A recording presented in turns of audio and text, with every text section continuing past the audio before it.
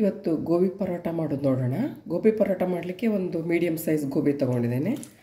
So ಅದನ್ನು ಸರಿಯಾಗಿ ಬಿಡಿಸಿ ನೀರಲ್ಲಿ ಸರಿಯಾಗಿ ತೊಳೆದು ಉಪ್ಪು ಹಾಕಿ ನೀರಲ್ಲಿ ಸರಿಯಾಗಿ ತೊಳೆದು ಒಂದು ಪ್ಲೇಟಿಗೆ ತಗೊಂಡು ಇಟ್ಕೋಬೇಕು. ಸೊ ಈ ರೀತಿ ನೀರಿಂದ ತೆಗೆದು ಇಟ್ಕೊಂಡಿದ್ದೇನೆ. ಮತ್ತು ಮಸಾಲೆಗಳು ಏನೇನು ಬೇಕು ಅಂದರೆ ಅದಕ್ಕೆ ಅರಿಶಿನ ಹುಡಿ, ಜೀರಿಗೆ ಅಥವಾ ಓಂಕಾಳು ಎರಡರಲ್ಲೊಂದು, ಉಪ್ಪು, ಒಂದು 4-5 ಮೆಣಸಿನಕಾಯಿ, ಮತ್ತು ತುರಿದಿರೋ ಶುಂಠಿ, ಮತ್ತು ಬಿಳಿ ಎಳ್ಳು, ಸ್ವಲ್ಪ ಮಸಾಲೆ ಪೌಡರ್, ಮತ್ತು ಕೆಂಪು ಖಾರದ ಪುಡಿ ಬೇಕಿದ್ದರೆ ಹಾಕ್ಕೋಬೋದು, ಇಲ್ಲ ಸ್ಕಿಪ್ ಮಾಡ್ಬೋದು. ಮತ್ತು ಸ್ವಲ್ಪ ಒಂದು ಹಿಡಿ ಕೊತ್ತಂಬರಿ ಸೊಪ್ಪು ಸಣ್ಣದಾಗಿ ಹೆಚ್ಕೋಬೇಕು. ನಾನು ತುಂಬ ಚಿಕ್ಕದಾಗಿ ಕಟ್ ಮಾಡ್ಕೊಳ್ಳಿಕ್ಕೆ ಕಷ್ಟ ಅದು. ಸೊ ಪೇಸ್ಟು ಆಗಬಾರ್ದು, ತುಂಬ ಚಿಕ್ಕ ಪೀಸಸ್ ಆಗಬೇಕು.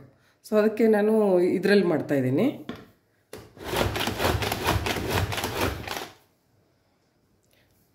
ಈಗ ಈ ಥರ ಆಗಬೇಕು. ಇನ್ನೂ ಚಿಕ್ಕದಾಗಬೇಕು ಆ್ಯಕ್ಚುಲಿ. ಸೊ ಇನ್ನೊಂದು ಸತಿ ಮಾಡ್ತೇನೆ. ಮಾಡಿ ಇದನ್ನು ಹುಡಿ ಮಾಡಿ ಇಟ್ಕೊಳ್ಳೋದು. ರೈಟ್ ನಾನೀಗ ಹಸಿಮೆಣಸಿಕಾಯನ್ನು ಸೇರಿಸಿದೆ ಇದರೊಟ್ಟಿಗೆ. ತುಂಬ ಶಾರ್ಪ್ ಇರ್ತದೆ ಇದು.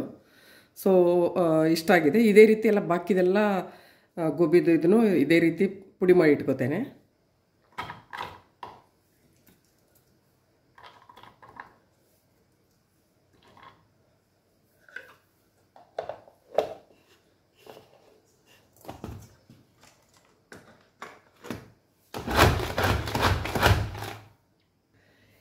ಇದನ್ನು ಬೇಕಿದ್ದರೆ ಇದರಲ್ಲಿ ಕೂಡ ತುರ್ಕೋಬೋದು, ಆಯಿತಾ.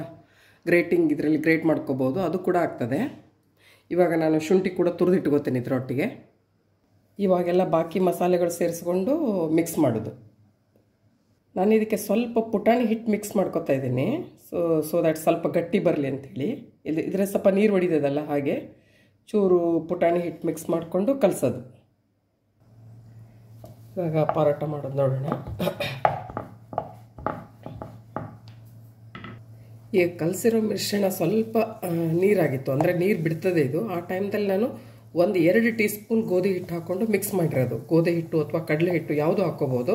ಸೊ ದ್ಯಾಟ್ ಅದು ಇಲ್ಲದಿದ್ದರೆ ತುಂಬ ನೀರಾದರೆ ತೀಡ್ಲಿಕ್ಕಾಗಲ್ಲ, ಪರೋಟ ತೀಡ್ಲಿಕ್ಕಾಗಲ್ಲ.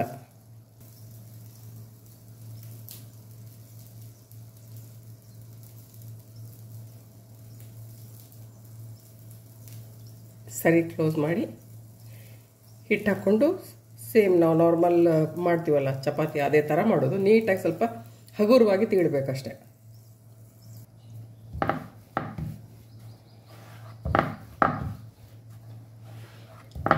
ಚಪಾತಿ ಅಷ್ಟು ತೆಳ್ಳಗೆ ತೀಡ್ಲಿಕ್ಕಾಗಲ್ಲ, ಯಾಕಂದರೆ ಒಳಗಡೆ ಸ್ಟಫ್ ಇರ್ತದೆ. ಹಾಗಾಗಿ ಚಪಾತಿಗಿಂತ ಥಿಕ್ನೆಸ್ ಡಬಲ್ ಬರ್ತದೆ. ಸೊ ಹಾಗೆ ಇಷ್ಟು ಮಾಡಿಕೊಂಡು ಇದನ್ನು ಸ್ವಲ್ಪ ಒಂದು ಅರ್ಧ ಟೀ ಸ್ಪೂನ್ ಎಣ್ಣೆ ಹಾಕಿ ಬೇಯಿಸೋದು. ಎಣ್ಣೆ, ತುಪ್ಪ ಅಥವಾ ಬೆಣ್ಣೆ.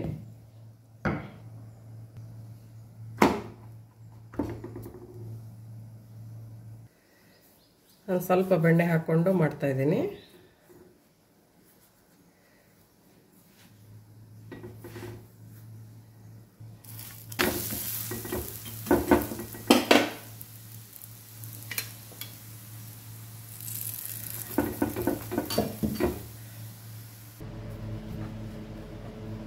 ಕೆಲವೊಬ್ಬರೆಲ್ಲ ಇದನ್ನು ಸ್ಟಫ್ ಒಳಗಡೆ ಹಾಕೋ ಹೂರಣನ ಬೇಯಿಸ್ಕೊಂಡು ಹಾಕ್ತಾರೆ.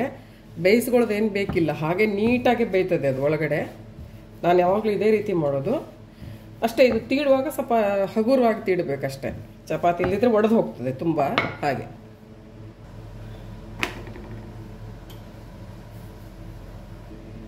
ಪರೋಟ ಈ ರೀತಿ ಬರ್ತದೆ ಮಾಡಿದ್ಮೇಲೆ. ತುಂಬ ಟೇಸ್ಟಿಯಾಗಿರ್ತದೆ, ಹೆಲ್ದಿ ಇರ್ತದೆ. ಯಾವ ಪಲ್ಯ ಒಟ್ಟಿಗೂ ತಿನ್ಬೋದು, ಮೊಸರೊಟ್ಟಿಗೆ, ಉಪ್ಪಿನಕಾಯಿ ಹಾಗೆ ಕೂಡ ತಿನ್ಬೋದು. ದಯವಿಟ್ಟು ಟ್ರೈ ಮಾಡಿ ನೋಡಿ.